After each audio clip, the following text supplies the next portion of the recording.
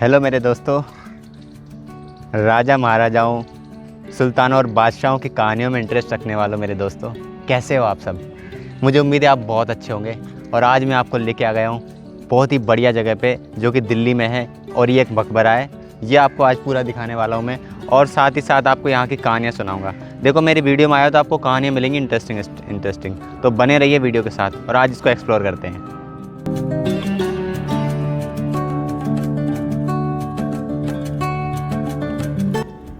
तो भाई, इस बिल्डिंग का नाम है, इस जगह का नाम है सुल्तानगढ़ी। अब ये जो सुल्तानगढ़ी है वो बनवाई किसने थी वो मैं आपको बता देता हूँ। इसे बनवाया था इल्तुतमिश ने। इल्तुतमिश का नाम तो आपने सुना ही होगा, जिसे अल्तमश भी कहा जाता था। तो अल्तमश जो था गुलाम वंश का शासक था, आपको मालूम होगा। और जो गुलाम वंश था उसका जो सबसे पहला शासक था वो था कुतुबुद्दीन ऐबक, जिन्होंने बनवाई कुतुब मीनार। तो कुतुब मीनार जब बनवाई उन्होंने, कुतुब मीनार का काम भी अधूरा रह गया था, वो भी इल्तुतमिश ने ही पूरा करवाया। और अपने बेटे की मौत के बाद 1231 ईस्वी में उन्होंने इसी मकबरे का निर्माण करवाया, जिसमें मैं अभी खड़ा हुआ हूँ।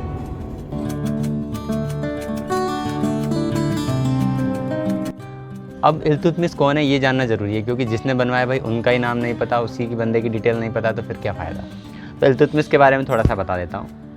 इल्तुतमिश कुतुबुद्दीन ऐबक के दामाद थे, ठीक है। कुतुबुद्दीन ऐबक कौन थे? और कुतुबुद्दीन ऐबक थे कुतुब मीनार के बनाने वाले, ठीक है। तो कुतुबुद्दीन ऐबक जो है वो गुलाम वंश के पहले शासक भी थे। अब वो गुलाम वंश के पहले शासक कैसे बने? देखो, गुलाम तो थे, लेकिन एक गुलाम का सुल्तान बन जाना भी कोई मजाक की बात नहीं है। तो मोहम्मद गोरी और पृथ्वीराज चौहान, दोनों की लड़ाई के बारे में तो आपको मालूम ही होगा। दोनों की लड़ाई जो थी, उसमें जब मोहम्मद गोरी की जीत हो गई और पृथ्वीराज चौहान हार गए, तो मोहम्मद गोरी का एक गुलाम था कुतुबुद्दीन ऐबक। कुतुबुद्दीन ऐबक जो था उसको देके चले गए वो, कि तुम संभालो, तुम देखो, तुम यहाँ के सुल्तान बन जाओ। इसी से शुरुआत हुई थी गुलाम वंश की। और आपको यकीन नहीं होगा कि जिन्होंने ये सुल्तानगढ़ी बनवाई वो खुद भी एक गुलाम थे, और वो गुलाम थे कुतुबुद्दीन ऐबक के। तो ये कह सकते हो कि इल्तुतमिश जो है वो गुलामों के भी गुलाम थे। गुलाम का गुलाम भी बोला जाता है इनको, जिन्होंने ये मकबरा बनवाया और अपने बेटे की याद में बनवाया।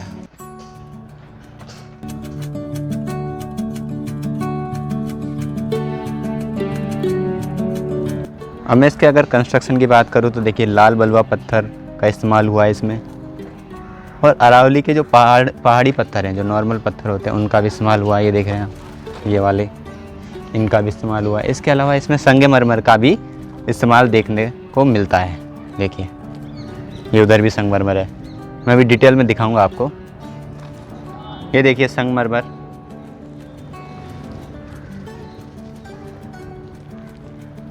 कहा जाता है कि जो संगमरमर है इसका काम फिरोज शाह तुगलक ने करवाया था, और लगभग 100 साल बाद ये रिनोवेशन किया गया था फिरोज शाह तुगलक के द्वारा। अब फिर से देखिए, वही वाइट पत्थर देखने को मिल रहा है। और मैं आपसे रिक्वेस्ट करूंगा, जिन भी लोगों को उर्दू पढ़नी आती है या फ़ारसी, जिसमें भी ये लिखा हुआ है, प्लीज़ मुझे कमेंट बॉक्स में बताइए कि क्या है ये और क्यों लिखा गया है। जहाँ तक मुझे पता है ये कुरान की आयतें हैं, पवित्र आयतें हैं ये, जिनको यहाँ उकेरा गया है। ये देखिए, कुछ टूट फूट भी हो रखी है यहाँ, और यहाँ लोग अपनी श्रद्धा और आस्था के लिए भी आते हैं। हिंदू और मुस्लिम दोनों आते हैं यहाँ। देखिए, ऊपर का दिखाता हूँ आपको, सेंटर में कितना सुंदर है। देखिए,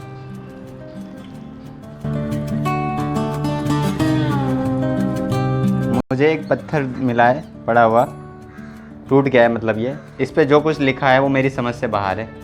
आप में से अगर किसी को उर्दू या फ़ारसी या जिस भी भाषा में लिखा गया अगर आती है, तो कमेंट बॉक्स में मुझे बताएं कि ये क्या लिखा हुआ है। मुझे जानने में बड़ा अच्छा लगेगा जान के, प्लीज़ बताएं। ये चीज़ देखने को मिली है, मैं आपको दिखाता हूँ। देखिए, ये जो पिलर है, 3 इधर पिलर हैं और ये 5 इधर हो गए, ठीक है।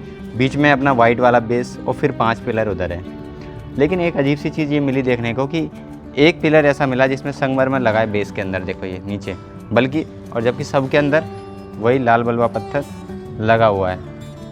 इसका मतलब ये भी निकलता है कि ये टूट गया था और इस पिलर को बाद में दोबारा से इस्टेब्लिश किया गया था फिरोज शाह तुगलक के द्वारा। उसी वक्त ये सफ़ेद कलर को लगा दिया गया। सफ़ेद कलर का पत्थर जो है संगमरमर इस्तेमाल कर लिया गया क्योंकि और उपलब्धता नहीं रही होगी या और कोई मजबूरी रही होगी। ये देखिए, बाकी तो बीच वाला जो पूरा पोर्शन है वो वाइट है।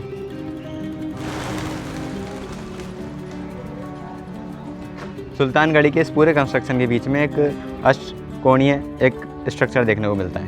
ठीक है, ये जो स्ट्रक्चर है इसके अंदर कब्रें हैं। इल्तुतमिश के तीनों बेटों की कब्र इसमें है। तो अंदर अभी हम चलते हैं और अंदर जाके देखते हैं कि अंदर कैसा दिखाई देता है।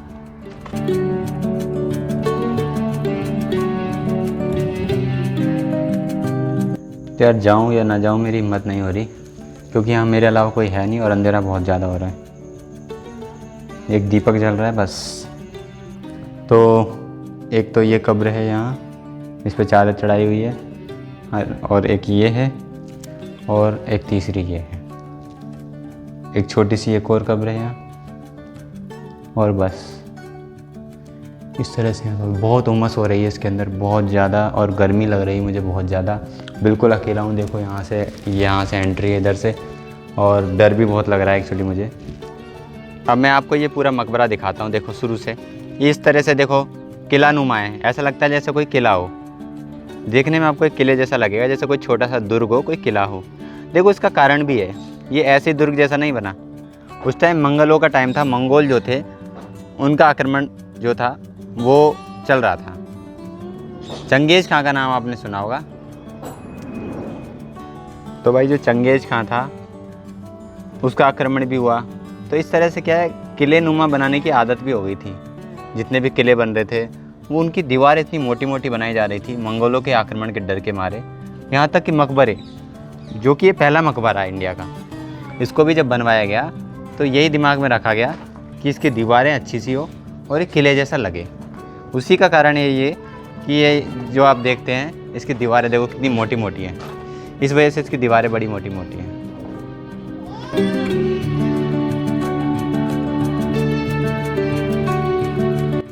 तो दोस्तों ये जो मकबरा है वो है नसीरुद्दीन मोहम्मद का।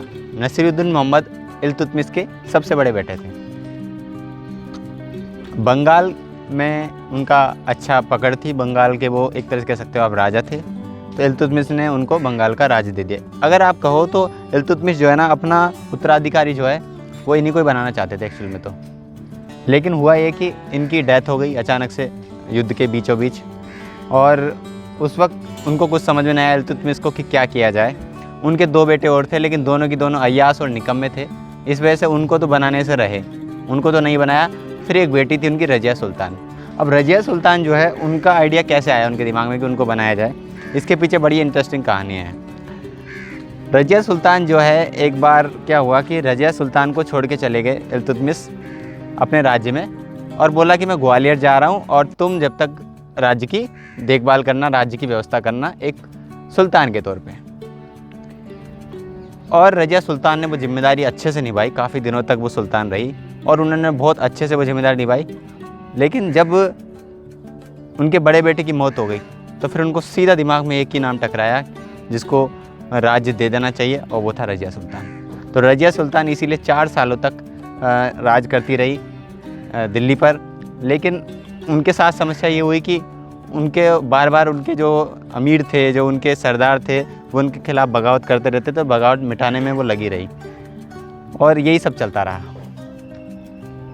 तो दोस्तों सुल्तानगढ़ी का जो सफ़र था वो यहीं ख़त्म होता है, वो यहीं समाप्त होता है। और फिर मिलेंगे अगली वीडियो में। तब तक के लिए अपना ख्याल रखें और अपनों का ख्याल रखें।